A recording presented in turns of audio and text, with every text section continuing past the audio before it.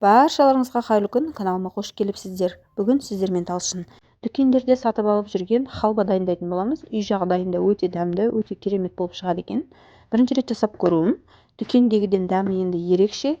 Міндетті түрде осы рецептпен жасап көріңіздер.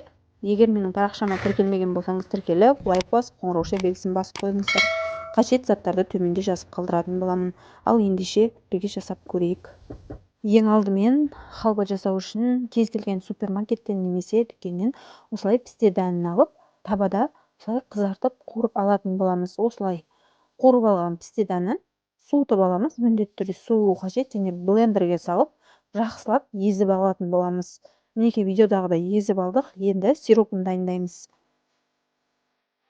Ол үшін бізге су мен қант қажет болады. Осылай сиропын 5 минут қайнатамыз.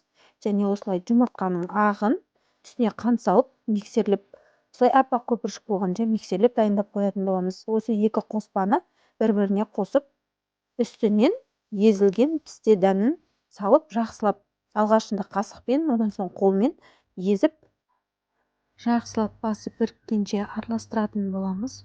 Сосын осындай арнайы пакетке салып, қолдан форма жасап, морозильникке жарты сағатқа қалдыратын боламыз. Немесе холодильникке салып қойсаңыздар да болады. Жарты сағат өткен соң, осылай морозильниктен шығарып, пышақпен кесетін боламыз. Дәмі дегенмен де өте керемет, өте дәмді болып шығады екен. Дүкендегіден дәмі ерекше.